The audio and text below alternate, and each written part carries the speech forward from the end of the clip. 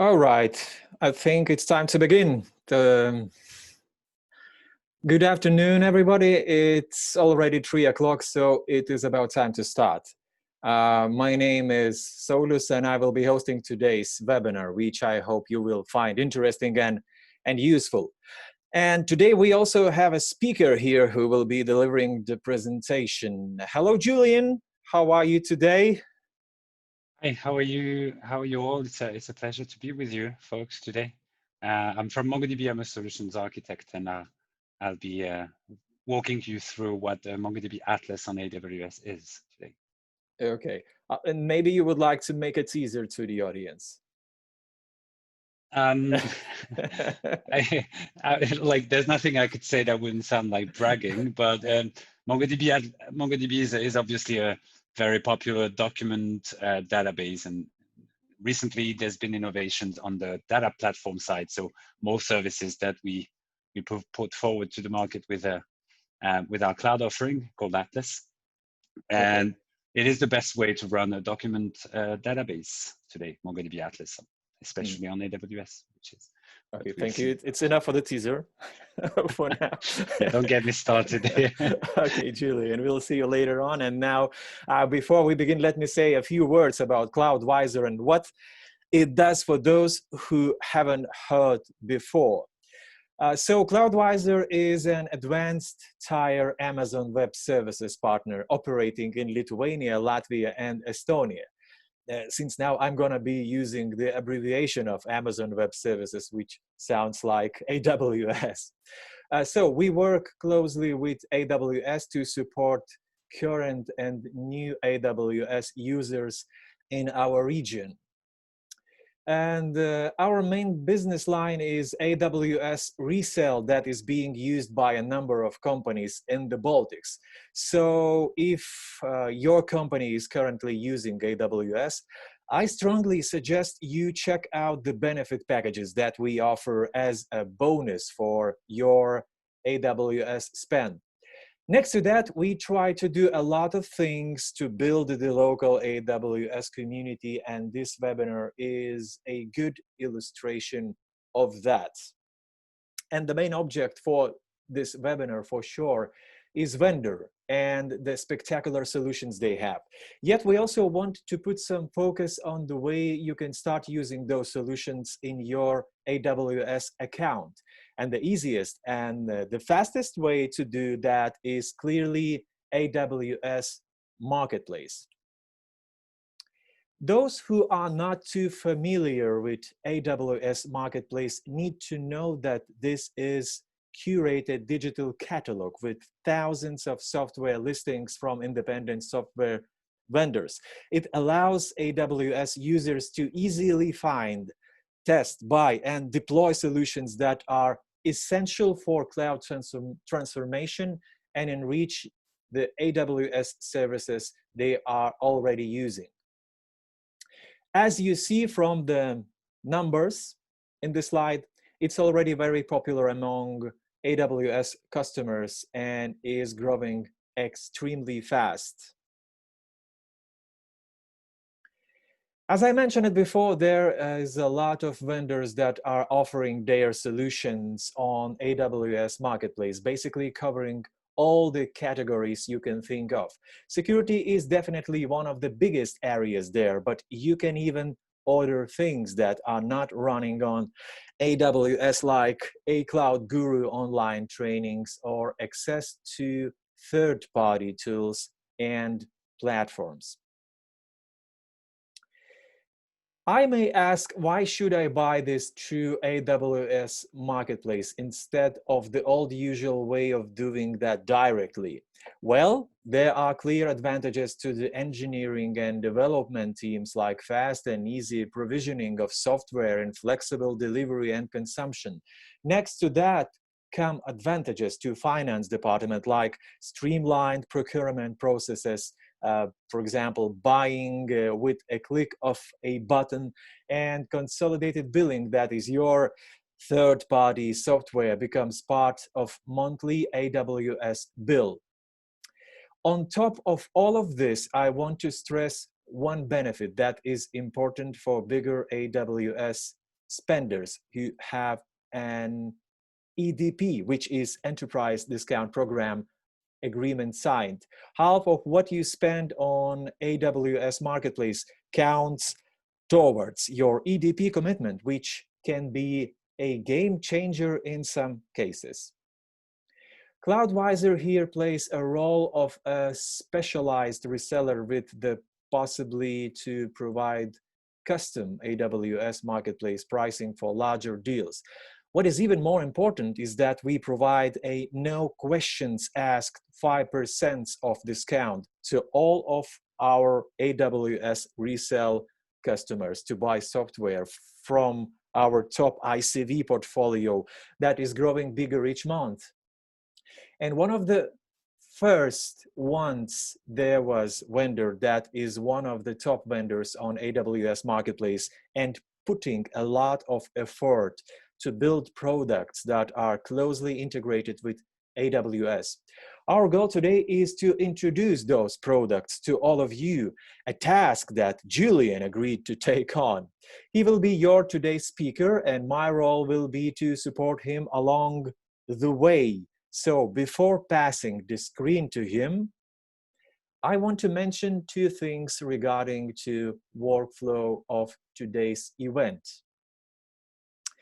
So first of all, your questions are very welcome. Please submit them in the Q&A section or the chat, and we will go through them at the end, or if we have time slots during the demonstrations of presentation.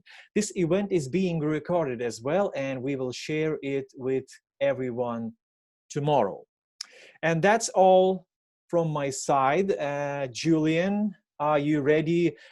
We used to say, "Are you ready to the floor is yours?" We used to say, and now the new reality is, "Are you ready to take the screen?"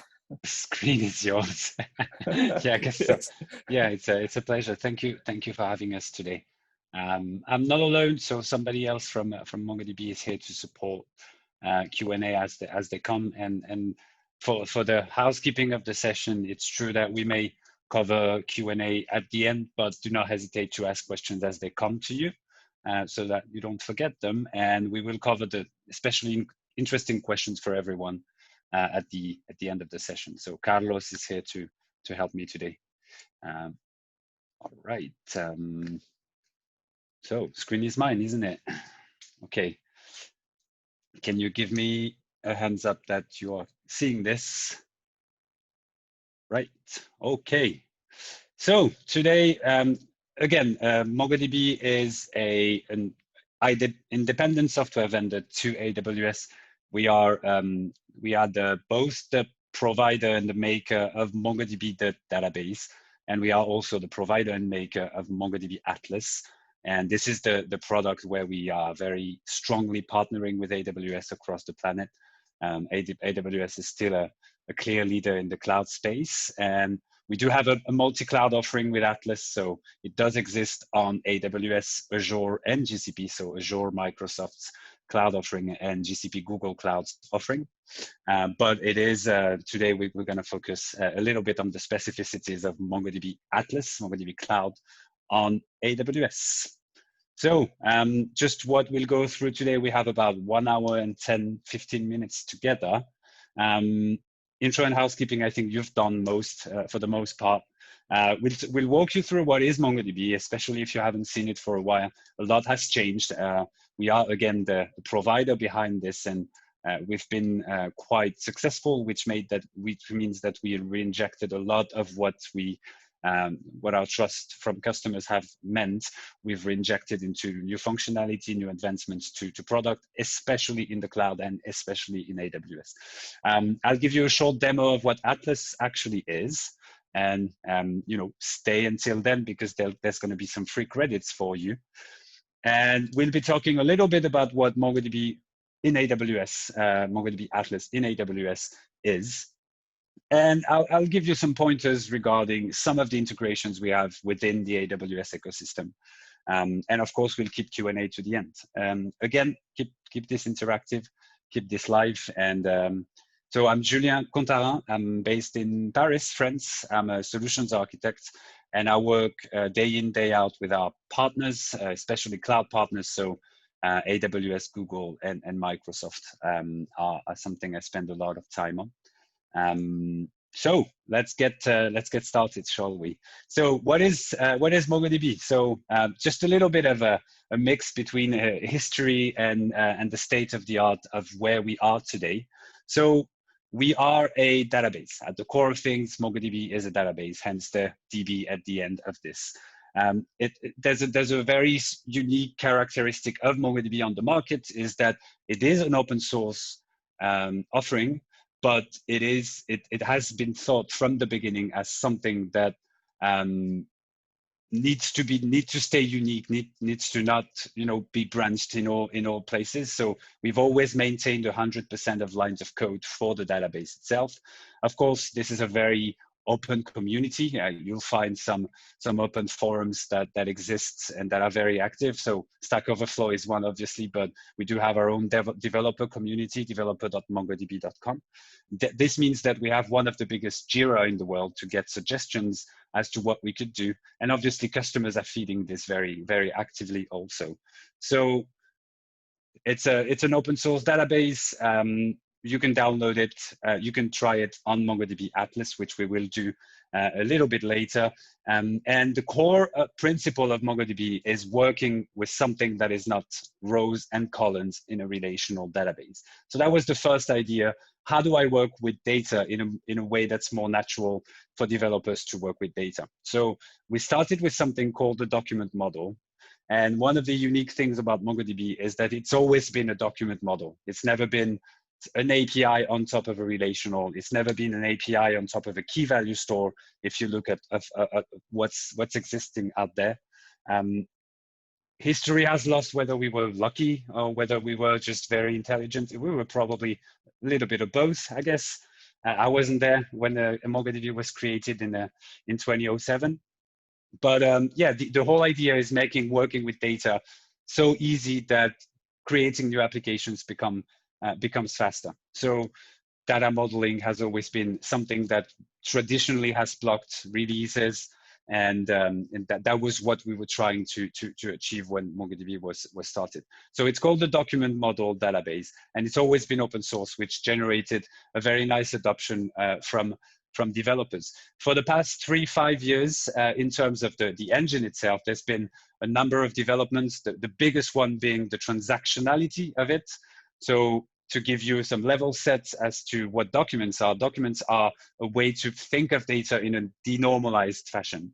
So very different, kind of concept from the beginning as relational. We used to have to normalize data because data was extremely expensive to store on disk. And now that storage doesn't almost cost nothing, we have a number like this. The cost of storage has been decreased by somewhere around $1 billion to something more. So pretty significant. But now what's critical is releasing functionality much faster. So we've started MongoDB with this idea of denormalizing. And the document in itself, the document that is stored in collections of objects. So it's going to be essentially a real life object, like a client, an order, a product, a contract. All of these things are essentially a real life objects. But we realized that in some of the requirements from some of our customers, actually we did need to reproduce that notion of transaction, because when I do update one document, maybe I do want to update another document in a transactional fashion, just like I used to have to do in relational, because data was in several tables. But there are some requirements that were sticking. So we developed transactional. The world calls it ACID guarantees, and MongoDB is just as ACID as relational stores today. It's always been, we were born in distributed systems. So we've always been highly available, having several copies of the data. We call that replica sets. And we've always been able to distribute the data horizontally and geographically, and we call that sharding. So that's always been the core principles of, I would say, modern technologies. And it's always been something that's been very important. But one of the most important thing was also, when I develop something new, I still need to be able to cover just as many use cases as relational databases were able to do. So the richness of the query language and the fact that normalization had the advantage that you could traverse the data in any sort of way. MongoDB has kept that guarantee and has enriched it with a MongoDB query language and an aggregation framework that makes querying just as complex and as rich as possible than it was in relational. So that's kind of the best of both worlds, we call this. And this is how we started. This is how it looks. So we used to start with those, entity relations, models, diagrams to understand how our data would have to be normalized at the maximum.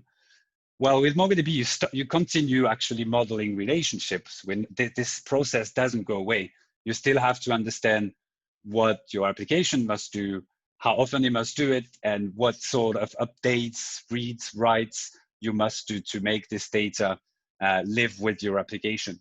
So that doesn't go away, but the paradigm of that data modeling has been turned on its head, if I can say, so that you actually start with the use case and the data model will come after having analyzing the use case. In relational, it used to be kind of the opposite. We would start with a very theoretical data modeling. Then we would have a number of use cases coming with this. And when it didn't work, we would denormalize. Well, with MongoDB, you kind of start denormalized. So you kind of start with any one object in real life. So in 2021, we call this microservices. This will be one collection of MongoDB objects. So I have my user microservices, well, I'll have a user collection. I have my orders microservices, I'll have an orders collection. And all of those will be documents. We didn't stop there. So obviously this is something that looks like JSON, but you can look at the 300 database technologies that exist out there, and you can do JSON with about everything. So what we've done is we've coupled that notion of talking about objects, documents to the real world, but actually storing this as objects. So we have our own format, our own storing mechanism for JSON data called BSON, binary JSON. And what we do with this is, well, the data is actually an object on disk. That's the first. And second, we kind of elevate the notion of data types. Things like dates is something that is native with MongoDB. And things like geographic coordinates or multiple numeric values, and that's very important for science communities, but also for financing. So we kind of map that into that notion of BSON. And we've made our engine so that everything revolves around the document as the kind of logical unit, so that secondary indexes are actually wired into that straight out of the box. And the query language is also using this as its unit of how we do things. This is what the early choices when we made MongoDB made us to become transactional a few years later. For those who were around, we acquired storage engine. My God, we acquired a storage engine called Wired Tiger that allowed us to have that notion of document transactional in itself without having anything to do. So ACID without having anything to do. So when we had to implement ACID, we already had the foundation that led us to bundle several queries, write several updates in one transaction and be able to have that transactionality because we already had it at the level of one document. So this is kind of where we stand. There is a very important trait, identity trait of MongoDB also, is that we are open source. So developers can go ahead and innovate on our technology in a very free fashion. And this is actually something amazing about this. But there's a big I would say question mark about open source. What we've decided as a company is that all the technologies, the +1 ecosystem to the database, should be something we also officially maintain and support. And we call them the drivers. And why is this important? Because actually a lot of the responsibility between the app and the database are shared. So you'll have something very database centric, you have something application centric, but you have things in the middle. So just to give you an example, how do I make from my application sure that when I do a write, it's never lost? The notion of durability, that's the D in ACID. Well, for us, MongoDB, this functionality is just a flag in the driver. So this intelligence doesn't have to be developed every time. It's just sitting in the driver. And by the way, it becomes completely technology agnostic. So I can have that guarantee whether I'm in Node.js or Python or Java and you name it. So you take that flag, you integrate it into how you connect to the database, and you get that functionality. Last but not least, when MongoDB does make innovations, well, you just update the driver and you already benefit from the innovations, and you just have to use them in code to get them. More recently, in terms of innovation, and that speaks a lot in the cloud actually, because we now have a key store available in AWS. From the driver, you could define a JSON schema and decide that some fields are encrypted. So it's not the database that is encrypted, which is also an option, but I want to encrypt very personally identifiable information, so private data, personal data, and so to a point where the data never appears clearly in the database. So for there, you just give a JSON schema and a key manager like AWS KMS to the application. From the driver, you just give it the key and we'll encrypt the data when you write it. And when you read it, actually, instead of trying to read a hash, you just read the intelligible field that is required by the user when they connect. Examples of why this is important. There's also a very important thing is that anything HA or sharding becomes decoupled from the application. So I'll have the same level of application guarantees whichever technology I'm using, because the database is using the real driver. So those are the foundations of how we made a distributed system with MongoDB. The first one is distributed system. So it's replication of data, high availability.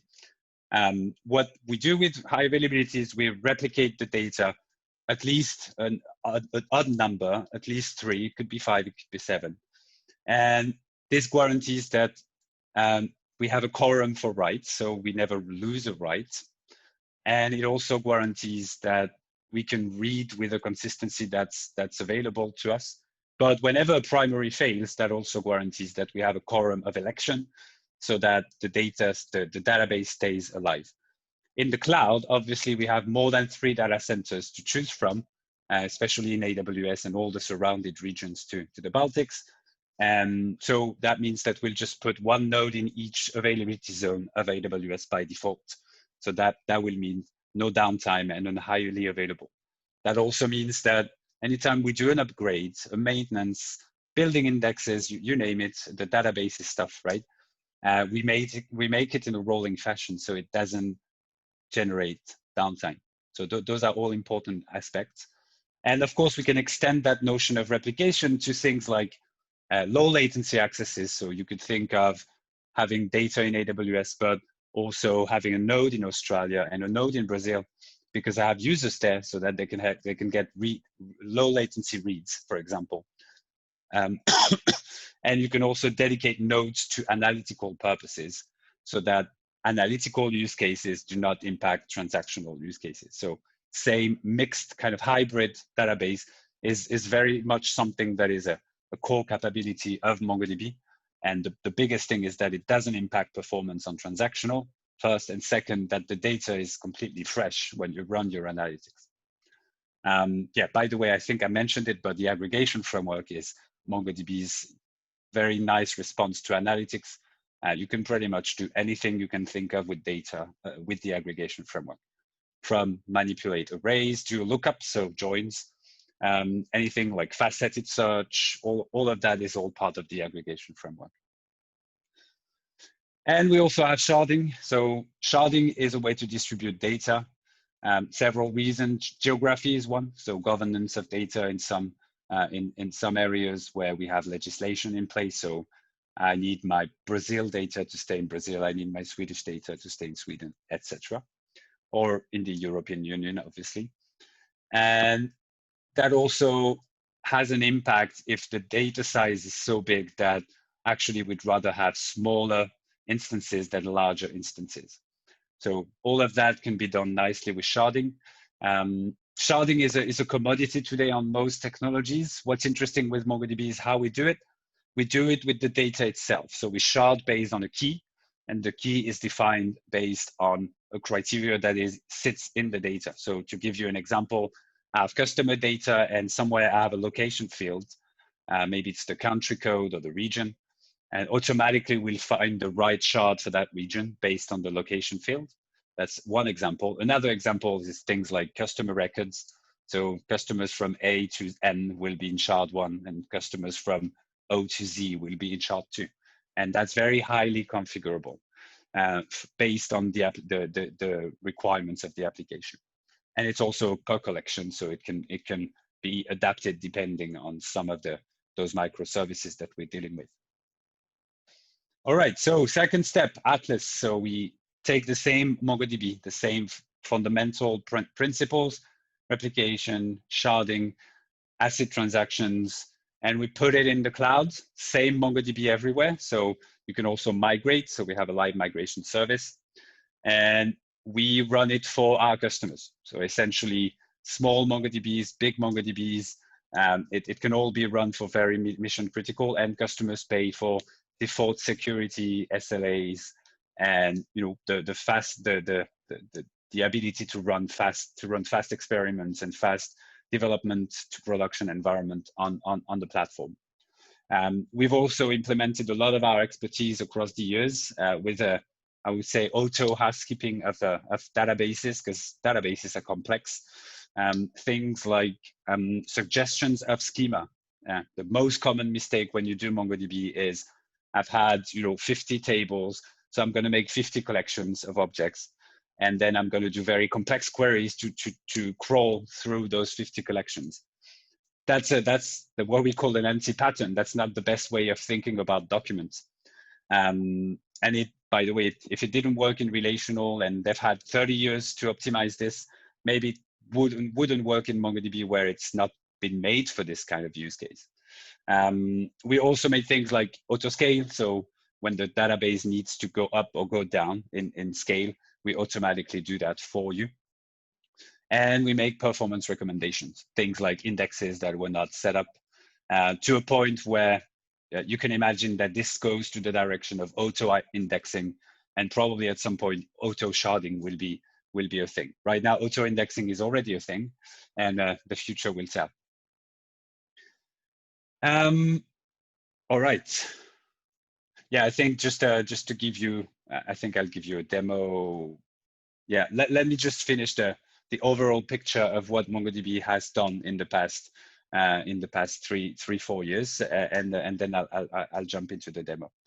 So first, data platform service. This is cloud only, and this is how we release new innovations, not to the engine, but to the actual cloud services around the database. So it's all part of MongoDB Cloud, and at the core of it is MongoDB Atlas, so the service to run MongoDB databases. So last year, we acquired a mobile database specialist called Realm. And Realm is very similarly built than MongoDB as a company. It was a Danish company, so close-ish to your region. But Realm was open source. It was not based on SQL, so it was not relational. It still is, by the way. And what Realm does really well is that it speaks to developers. So because everything you do with Realm is integrated into drivers, SDKs in the case of mobile, to work kind of consistently whether I'm building on Android or iOS. So I have the same kind of experience whether I'm building on those two big platforms for mobile development. Of course, with the evolution of things like Mac OS, this also goes in the direction of all mobile app on customer desktop applications. But it's all that streamlined notion of working with data in a way that's integrated into code, and where the database does the stuff for me without having to take care of multiple APIs, synchronization, and you know the drill of the complexities of mobile apps. So what we've made with Realm is we built a middleware on MongoDB Cloud called MongoDB Realm, so there's no surprise here, so that we can automatically synchronize object data on mobile to document data on Atlas. So the traditional split between a front end and a back end developer becomes something that just connects itself. And we take care of things like schema mapping between the two, and we also take care of automatic sync. And things like conflict resolution also become something that we just take care of. For the mobile developers out there, we just make sure that when there is a multi-device user, we take care that it's automatically sorted, the deletes are winning, and the last updates wins on conflict resolution. So all of those kind of best practices of dealing with conflicts. I think I'm going to pass on that. Just a few interesting points about Realm is that you build the front end mobile development, and you assemble that with traditional back end and middle end kind of functionality, things like having automatic serverless functions and triggers that will do a lot of the heavy stuff for you. So when something gets updated, like you have a new user, you can have an authentication trigger that will do something like send an SMS, for example. And we also take care of things like bundling authentication provider into code, so that this boilerplate code doesn't have to be done twice. It's just controlled by Realm. In terms of other front ends, and what we see right now as the big trends is this is also where you'll be able to implement a GraphQL API on top of your Mongo. And we take care of things like data access, very important for mobile development. Traditionally sits into APIs. It can actually sit into Realm. What it means is that, for example, I'm Julien, I have access to my patient record, and I'm going to see my old data, but I'm not going to be able to edit it because I'm a patient. My doctor will see my old data, but my doctor will be able to update a subset of fields. And my nurse will have access to subset of my data maybe, and they'll be able to change my vital signs, while my doctor will be able to change my prescription. So that notion of subsets of data for visibility and writability becomes something that is part of the service. All right, we've also made something called charts. It's data visualization. I'm a developer. I need to create live data visualization, and I need to embed that into my app. Well, I just build my application, my data visualization on MongoDB charts. It's there. It's virtually free because the data is already in MongoDB. And what I'll do is that I'll then have an iframe to embed it into my code. So data is live, and because it's already sitting in MongoDB, I don't need to externalize to somewhere else or desynchronize it. It's already there. Just to give you a snapshot of there. We won't have the time to go through all the demos today, but for sure, if somebody is interested, you could always contact me afterwards. It'll be my pleasure. So a modern requirement for databases that is pretty much always there, especially when we're talking about data that I want my users to manipulate and search on. So search is a very big requirement. We've taken Lucene, which is the backend of Elastic, and integrated that into MongoDB Atlas. Users will just change or create text indexes, and all of that will become integrated into MongoDB Aggregation Framework, so that you can easily implement rich full text search without having to desynchronize again the data and putting it somewhere else. And so we take care of that synchronization for you, and you see those queries are integrated. So one less technology potentially for use cases where it's relevant, and that richness of I would say the Google search experience. Yeah, just a few ideas. We did have text indexes of MongoDB for some of the advanced users out here, but however, we were doing this on a transactional store, so they were both quite costly to maintain. You could only have one per collection, And also they were ACID with the data, and that really doesn't work for text search because it does decrease performance for writes quite heavily. So we've kind of decoupled text from ACID and transactional operations. And that allows us, just like Lucene is providing, to do things like fuzzy search, auto-completion, and multi-language. Highlighting is also an important thing. Automatically, we'll just highlight the most probable semantics result in a search. All right. Last but not least, that's an AWS only feature for now, and it's called Data Lake. So we've unplugged MongoDB query language and aggregation framework, and instead of going to MongoDB, we're actually going to S3. So the customer can bring their own S3, and we can query that data in place using and leveraging the MongoDB query language they already have in their code, but mixifying this to colder storage than MongoDB, which is traditionally transactional again, so hotter storage. And so they can still query their warm and cold data without having to create another way to query it. And so it's a very interesting development for us. Second thing is we've taken that notion of data lake and we've made a system of online archiving. Online archiving is basically a modern TTL index. I usually call them that. What this means is when my data is older than 5 months, 6 months, because it's been aging and I really don't need to access it that often. Think about banking transactions, time series data. After 3, 4, 5 months, maybe I need to keep it for regulations, but I actually won't access this data as much. So what I'll do is I'll implement an online archive on this data, and after 5 months, I'm going to put it automatically. MongoDB will take care of this. We'll put it in our online archive S3, and so I'll still be able to query it with the same exact data, but it just won't be in MongoDB. It will be in S3. So that's the notion of online archiving. And by the way, if I do need to make this data hot again, I can bring it up to MongoDB back. Yeah, and that plus, of course, now we can federate queries across MongoDB all the way to S3 with that same concept. Yes, and I think I'll go to the demo now. Yes, time for the demo. Yeah, so teaser. It's up to you, but you can write this down somewhere. You'll get the recording afterwards. So I'll put it in full screen for a second. So just cloud.mongodb.com is how you can create a free account on MongoDB Atlas. One of the important concepts is that it doesn't require a credit card.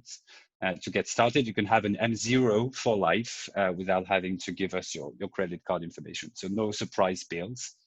And we are giving you right now a promo code for 200 USD so that you can try it by yourself. So it's right here. MKT, I'll put it in the chat, I think.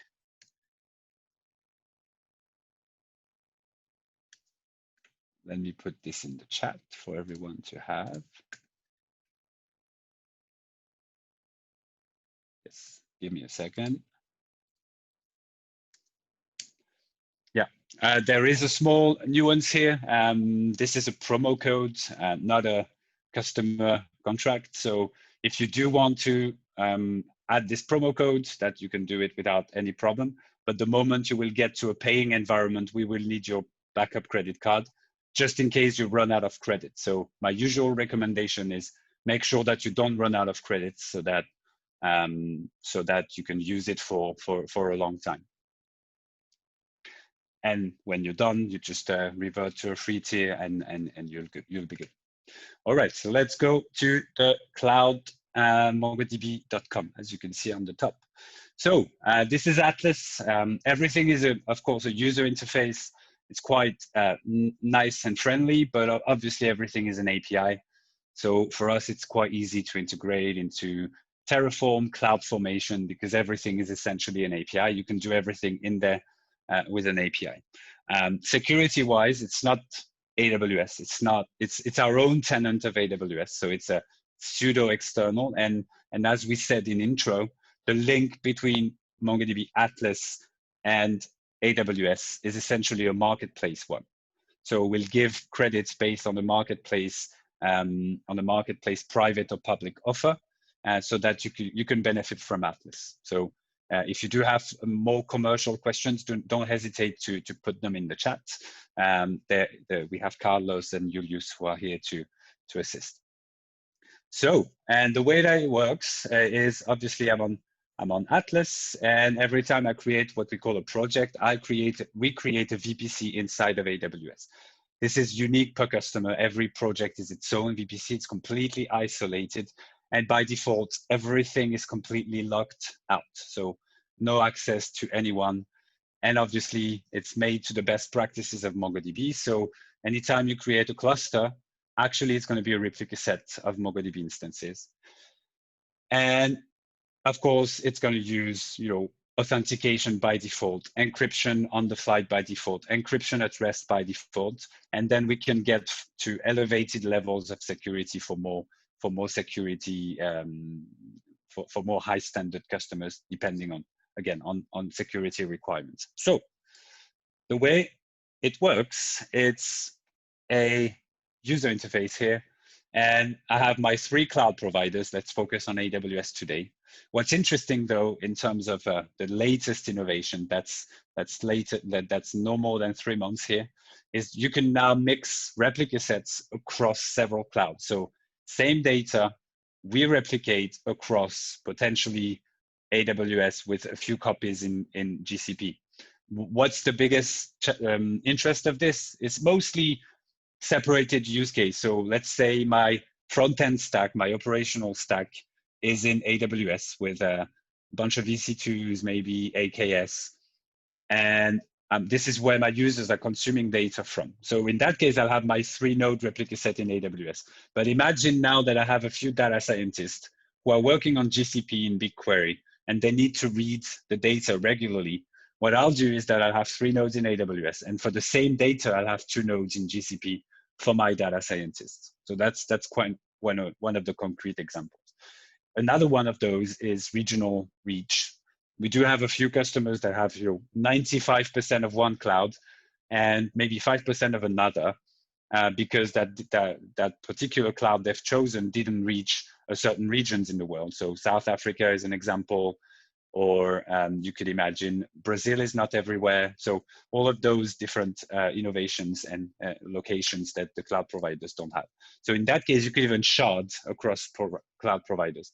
So I'll have 2 shards in my main clouds and a third shard for my clients in that specific region where my main cloud is not. I hope so far so good. So we then help customers making the best out of this. So what we'll do is we have a little star that says this region has 3 availability zones or more. I've selected Stockholm here, and it does have 3 availability zones. We'll take the 3 nodes, put them 1 in each so that we maximize high availability. And this is where you can configure it. So it kind of comes easy with the best of how we do things in a simple way, but we can maximize what we need to do with this. So I could say that I have nodes on AWS, and I also have analytics nodes in GCP. That's an example of what you could do. Same data, we take care of the transfer across clouds. And read-only nodes, so you could decide that you get some nodes in Australia and Brazil for the users in those regions. And again, from the drivers in code, I'll be able to say, I want to access my data with the most consistency, or the smallest latency of access. So consistency versus latency will be something highly tunable from the drivers. We call that read preference, by the way. And then the way it's designed, it's thought about as a capacity planning exercise where you kind of know where you land in terms of sizing, and you then have the flexibility later. So let me just remove this one. So let's say that I need a basic production cluster. This is where the SLAs sit.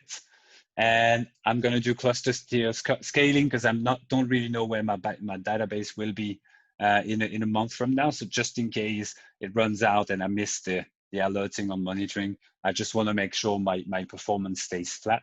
So I'm just going to activate cluster scaling in here while I control the maximum size because I don't want things to get out of control. So examples like this. And afterwards, of course, if my developments already exist, I can go to MongoDB 4.4. That's the latest, but I can also use the versions of MongoDB that I've developed on, and I'll migrate later.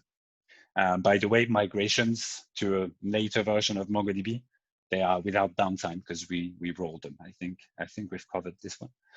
You also take care of backup policy. So the way that is structured means that in most cases, you don't really need backups because actually the replica set makes sure that if you lose a single region, well, actually you still have it. You still have your replica set. But there are cases like imagine in the cloud, you can still connect to production thinking you are in pre-production and you delete everything. And in that case, you will benefit from backups.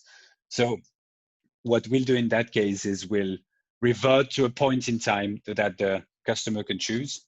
So we'll store snapshots at the frequency chosen by the customer, and then we'll restore the uplog all the way until the minutes that it is they decide. So we call that continuous cloud backup, as mentioned here. Obviously, things like the BI connector to speak SQL to MongoDB is also part of this. So it's just a commodity, and we decide on which node is gonna be done. All right. I should have actually done this. Yeah, let me just create it. All right. And once I've done that, so obviously I have security rules. This is where I can integrate standard user password, but I can also integrate to IAM straight into AWS. So those are kind of the modern database authentication. We just wire into the cloud provider's IAM systems. Of course, you could provide a certificate. By default, nobody has access to the data ever. So you do need to have a user to access your data. And afterwards, this is where you can decide how the data will be accessed from a network standpoint. So either we whitelist a bunch of public IPs, and then we can peer to AWS, or we can select a private endpoint that is using private link on AWS to connect to Atlas. So all of those options are there for AWS users. Quite easy. It's usually a few steps. And of course, sometimes you have things to configure on the AWS side to make it happen. But it's all working quite well from a security standpoint. And obviously, we can decide to encrypt data at rest, so having an extra layer of encryption using AWS KMS. We can wire into an LDAP. I think with AWS IAM, that's something we see less and less, but that's still available for customers using an open Active Directory, or for customers on Azure. It's a big thing also. But that's pretty much the state of the art here. And I think that's pretty much it for the demo. And talking about the other services that I was mentioning earlier. So when I have my data, I can have some load sample data set so that I can experiment with the latest and greatest about MongoDB.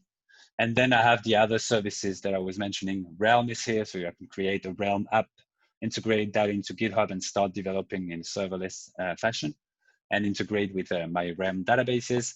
I have my charts to build my data visualization, and I have my data lake to interface with an S3 of my own bringing. All right. So I hope this was useful. Yeah, so I shared the code with you. So if you want to experiment on this, this code can be used on any service that is available on the MongoDB Cloud. There's just to mention that there are free tiers for most of those services.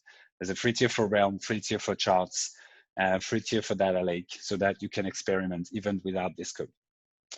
So I think that's useful. So do not hesitate to write this somewhere. It is also worth mentioning when you have a MongoDB account.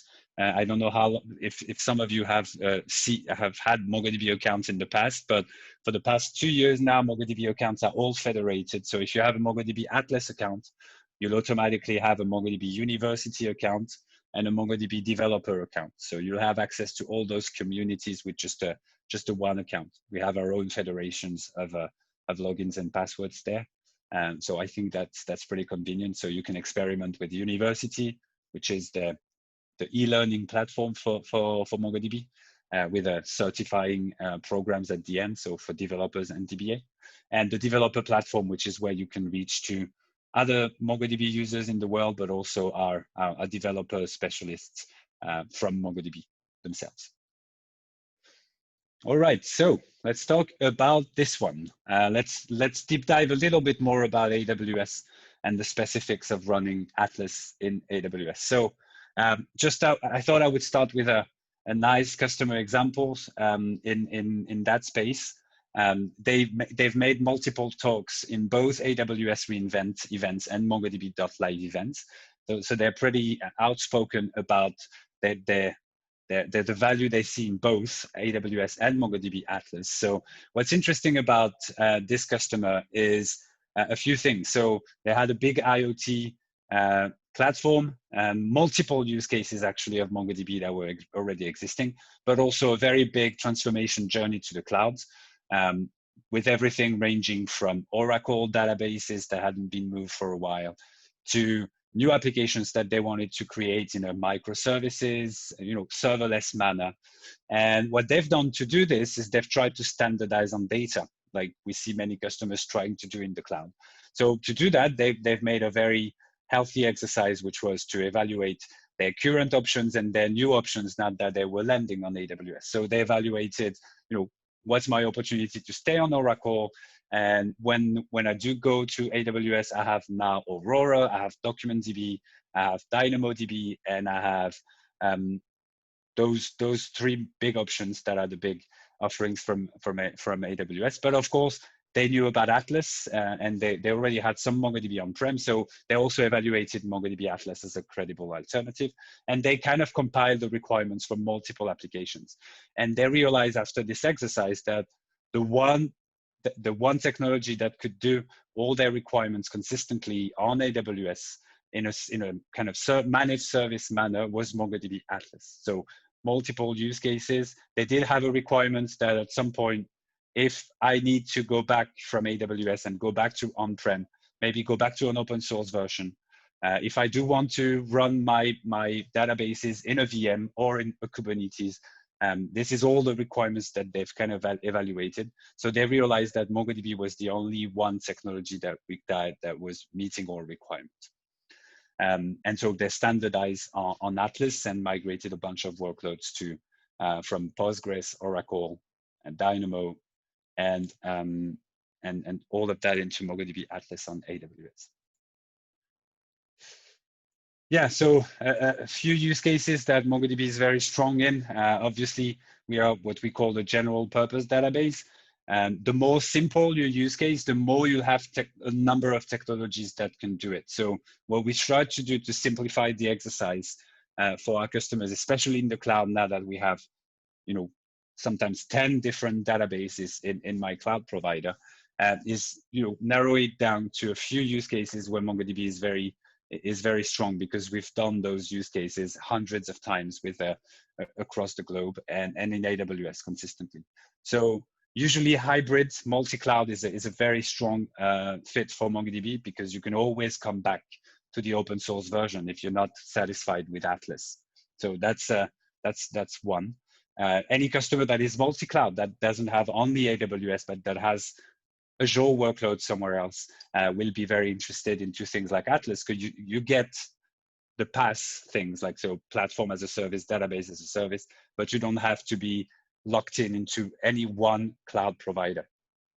And imagine if you had requirements like being implemented in Russia or China, this is where the 3 major cloud providers do not go. And actually, you have supported MongoDB services in those regions. In Russia, we have a player called Yandex who uses MongoDB as a service. So they've built their own version of Atlas, essentially, for Russia, and similarly in China with Alibaba. Single view, big use case. So multiple sources of data, relational, not relational, APIs, structured, non-structured, and making something intelligible so that the applications consume it, and I can run more intelligence on this data.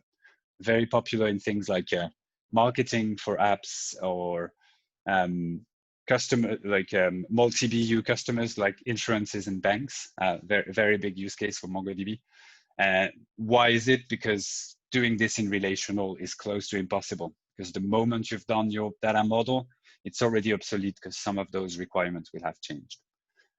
Legacy modernization and clouds. So I think I've spoken to those, but it's mostly about taking an estate of applications, migrating them to the cloud. But while we're doing it, why not changing them and reorganizing into the big buzzwords of the last 5 years. So having everything opened with APIs, having everything reorganized into microservices, reorganizing my the way I develop in an agile fashion, and making my developers and my ops closer so that everything becomes more tight and I can release products faster.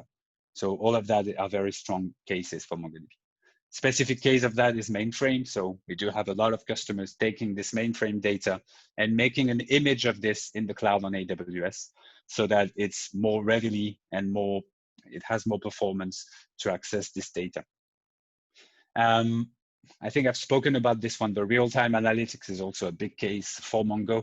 We have the aggregation framework that makes doing real-time analytics very simple, but also that can be done on the real live data without having to externalize this to something else. So real-time analytics is a big use case. I think I've spoken to most. I didn't show you the live migration service, actually. So we have a live migration service that takes any MongoDB database somewhere, takes the uplog, and gets that data into Atlas on AWS. That's a very simple service. I've had customers migrating up to 20, 30 apps in a week with this service because they were already MongoDB databases, in a very hybrid fashion. Some of them in VM, some of those in Kubernetes, some of them on-prem, some of them already in AWS. But migrating all of this to Atlas becomes extremely simple. It's just a little bit of testing beforehand, and then you just change connection string. The data is kept in sync until customers are ready to cut over the code from one database to the other. Key features why MongoDB on AWS. So the data platform services, most of them are multi-cloud, but some of them are done on AWS first. So Data Lake is an example. AWS S3 is unprecedented in terms of market share. So right now, AWS Data Lake is on AWS S3. Online archiving it's actually we make our own fully managed S3 so that customers can benefit from this. And the security is very mature on AWS. I think they're definitely leading the pack from that perspective.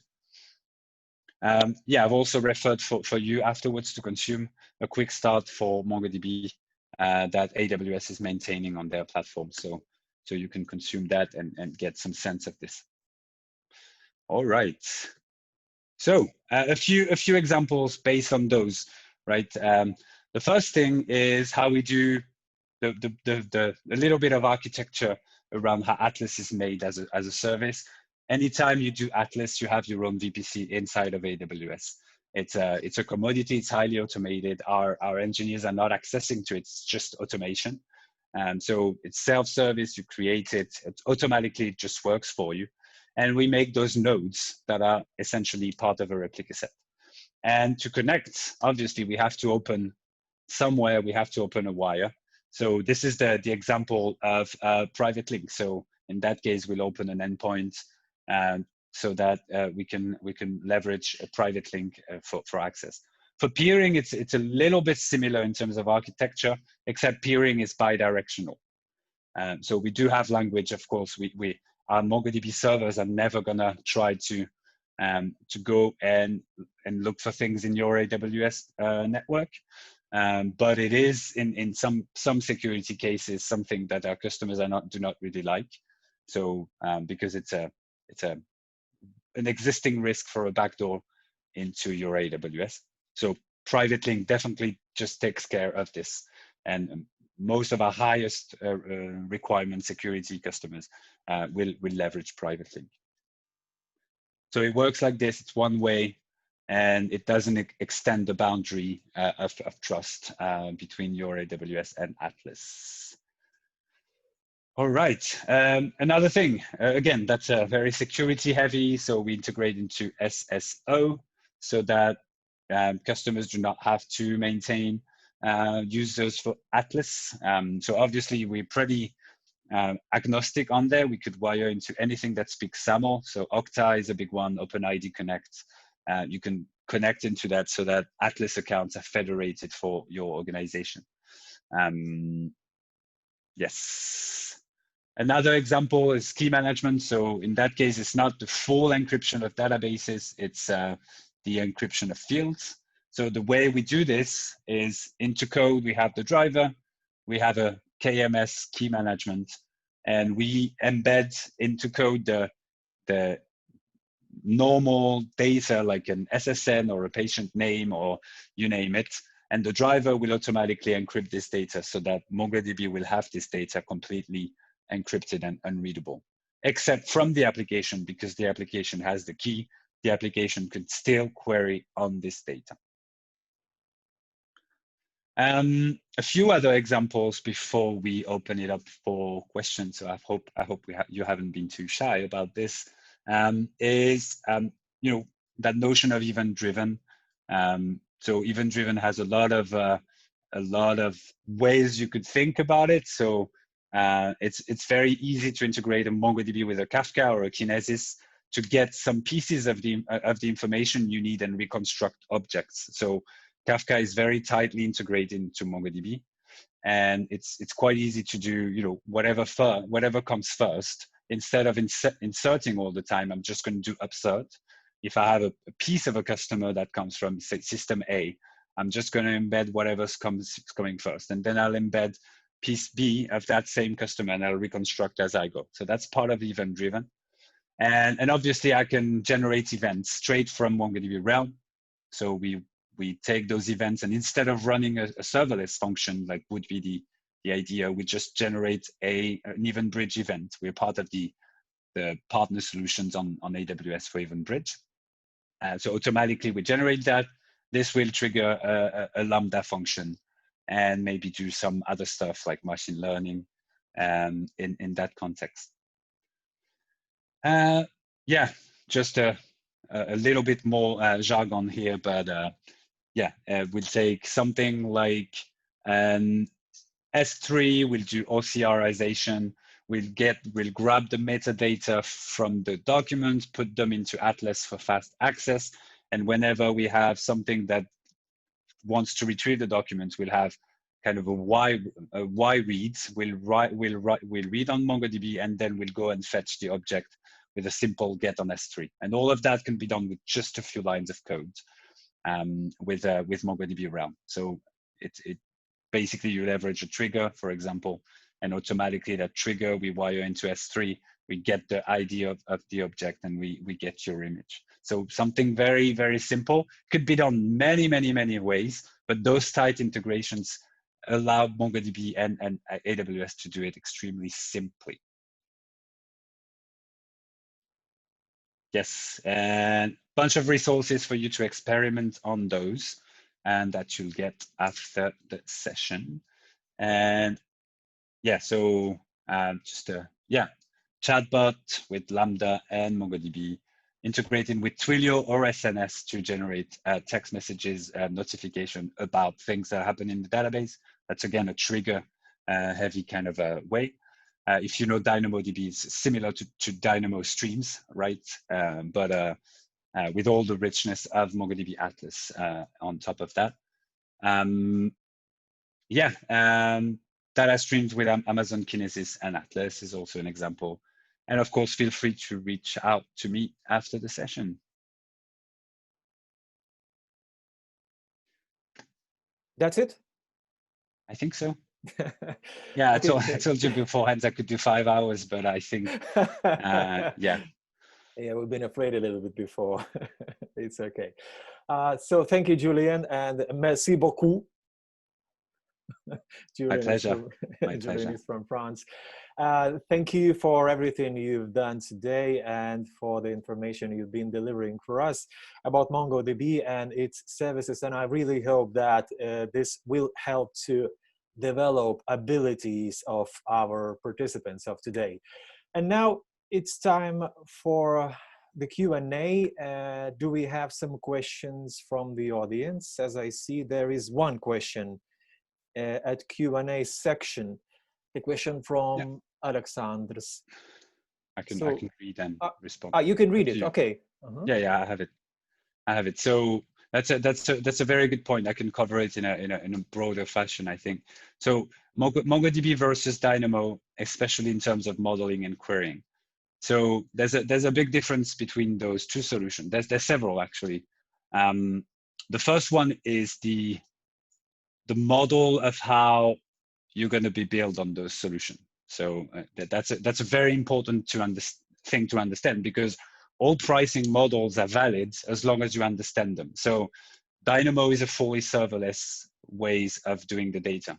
So it's usually very good for development environments, because you use them very, very scarcely.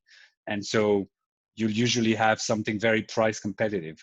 The moment you put that into production and your numbers of queries multiplied by 1,000, sometimes that's where serverless becomes a little bit more defeated, because this is what you agreed to pay for. So I would start, that's been the biggest thing.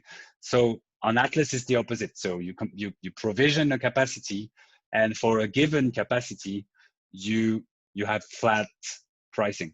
So that means that you can run one query or 10,000, it will be the same price. Just the performance may vary.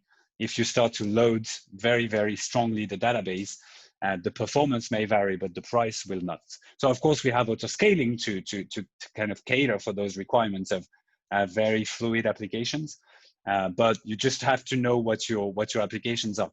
How many peaks, do you know exactly what sort of adoption, so that you can do FinOps, and regardless on Dynamo, on MongoDB, so that you can compare. That's the first thing. The second thing is Dynamo is a key value store, and MongoDB is a document store. So key value stores are extremely performant for write heavy and read heavy workloads, but they are typically a little bit less distributed, balanced in terms of performance. So it's extremely performant with Dynamo to read the key by definition of a key value. And for any time you read something else than the key, you have this GSI service on top of it, which means you get secondary indexes. They're built in a pseudo external interface, and Dynamo synchronizes this. So you lose transactionality, because by default, well, it goes to a GSI service that is not Dynamo. It's on top of it. So this data will not be consistent with its indexes. So MongoDB will always be consistent with its indexes.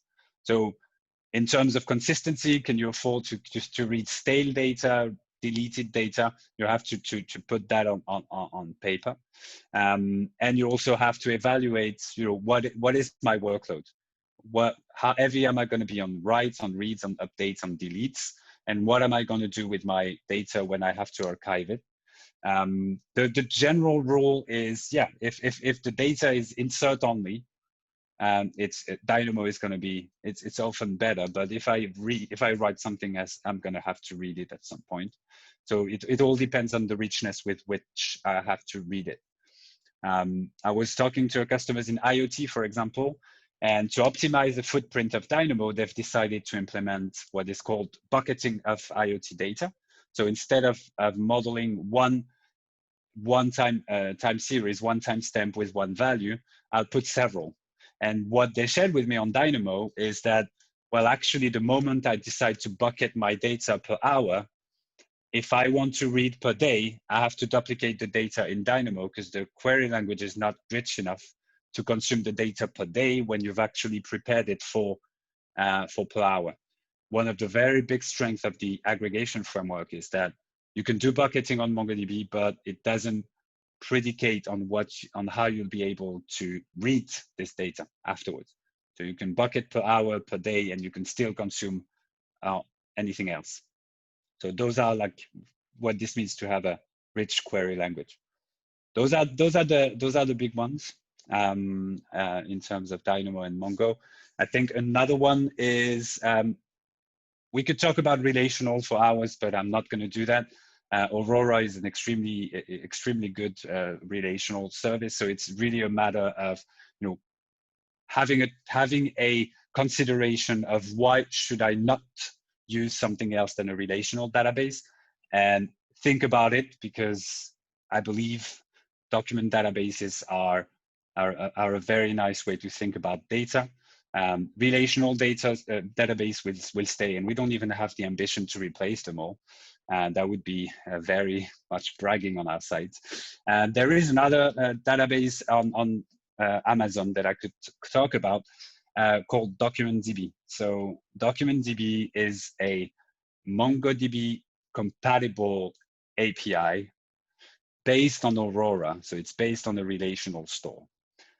We are maintaining our own product, so we know it, we test it. What we've done is every time we do a release, we test our own product and our own capability at a certain time, and we test it against Documentdb. Recently, Documentdb was upgraded to have MongoDB 4.4 compatibility. So we've rerun the tests, MongoDB versus Document. When Documentdb was released, I need to give you a little bit of history. When Documentdb was released 2 years ago, about 30% of functionality would pass our tests on both Documentdb and MongoDB, just 30%.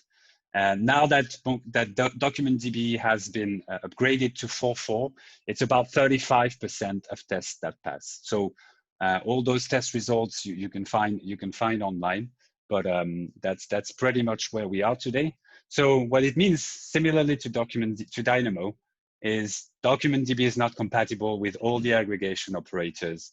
It doesn't really do ACID transactions like MongoDB Atlas. And you just have to be mindful. Your use case may be just simple enough that Documentdb does the job, but you have to be mindful that it is an imitation. And that's it. Mm-hmm. Okay, Julien, thank you for the comparisons of differences. And as I see, we don't have questions now, apparently. So you can ask, you can submit your questions, because we have some time right now at the Q&A section or chat section.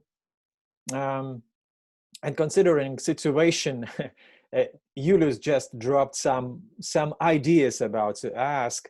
And the question is, which industries do you see benefiting most from using MongoDB technology? Julien, could you please answer?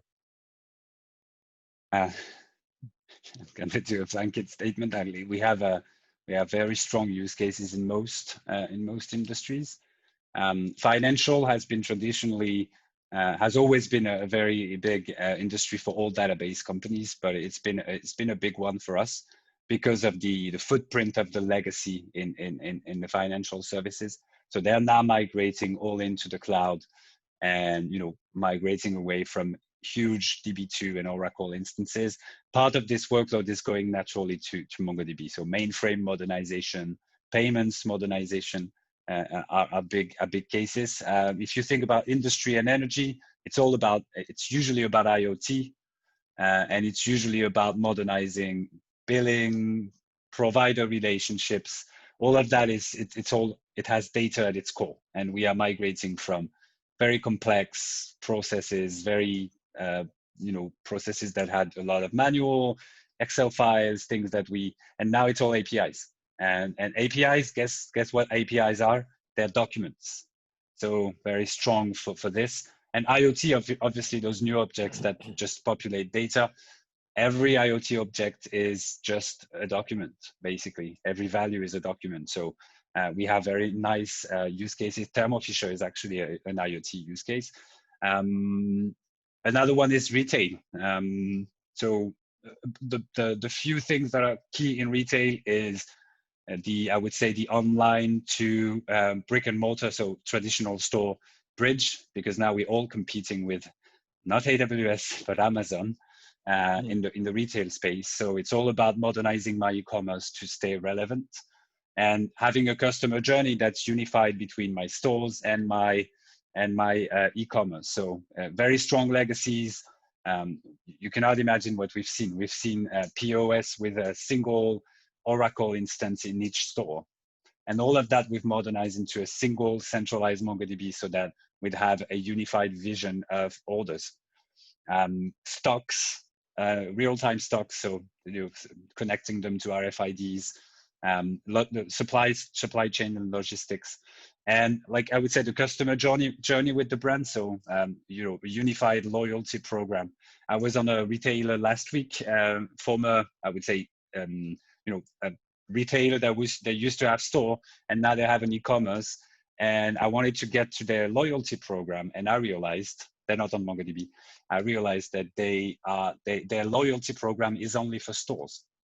So we are with all retailers who have that notion of, I want a loyalty program that goes across how my brand is working with customers, whether it's stores, anything in between, and of course e-commerce, and recently the big rise of marketplaces, not the AWS marketplaces, but every retailer is not a marketplace, and that's been a huge stress on scale, variety of products, because I'm a DIY vendor and I'm going to open up my marketplace to something else, maybe hi-fi or maybe video games. It could be anything, and all of a sudden I have that diversity of products, and I need to model that into relational databases. That's not gonna work. Yeah. And it's really gaming. I would say gaming as the last one. Sorry, I interrupted. It's okay. It's okay. Continue. Yeah. Please. Yeah, so gaming is a big one. So it's all about distributing data across the globe, user profiles, rewards programs, and it's all about performance, while also making those analytics, like this very important analytics, also in terms of both analytics for the users, things like who are the best scorers, who are the best players around. But also in terms of internal intelligence, like I need to react super fast if my game is performing or not. So that notion of scale gaming in the cloud, very strong use case for AWS, and it's pretty much, there's always a MongoDB Atlas in many of those. So it provides very good feedback as well. Yes. Yeah. Okay. Sounds pretty confident. Okay. And we still have no questions, so but we still have some time, so please submit one or two. We still have some time, and maybe this will be probably the last question. As Baltics are famous for their startups and they make up a big part of the AWS user community here, do you have any specific advice to them on utilizing MongoDB technologies in their journey? And for which workloads and at which stage of company growth would you be using Atlas? There's actually no constraint. We've reviewed a lot of the Atlas plans. So in our journey as MongoDB, we started as an open source vendor. We had a huge adoption by developers. Then we took care of big accounts, so big enterprises, because we were essentially selling, rights to use an enterprise product called Enterprise Advanced. Still exists, and it will still exist in 10 years. And then we have Atlas. So Atlas brings the barrier to entry to something very low. So we've made a lot. We've rethought a lot about how we tackle developers. So free tiers on Atlas, free for life. That's for you. That's for developers. And we have intermediate plans. We have plans for enterprises, but we have smaller plans so that you can consume Atlas in a very flexible, no commitment kind of way, and that you can purchase like this. You know, of course, that notion of self-service, put your credit card, do not talk to a salesperson. That's also a big part of this. And we even made something that I'll put in the chat, which is we have a MongoDB for Startup program where you're eligible to some free advice, you know, getting into calls with technical advisors from MongoDB, and getting some free Atlas credits. So you need to register, but I think that's a good program to have in mind, so that you can attend, get your team enabled, and then it's only a matter of getting started and show us what you build. Okay. Did that answer your question? I guess so. You lose. You look satisfied, I think. Okay, Julien, thank you once again. So because we have no more questions, I'd like to, in the end, I would like to encourage everyone once again to join the AWS Community Baltics channel on Slack. And I have inserted the invite link in the chat already. And I'm sure you will find a lot of useful information there and like-minded people. Julien, thank you once again, and thank you for everybody for your participation, and thank you for attending. We are looking forward to meeting you in other CloudWiser events. Until next time, and yet stay safe and have a good upcoming weekend. Thank you. Thank you all. Bye. Thank you.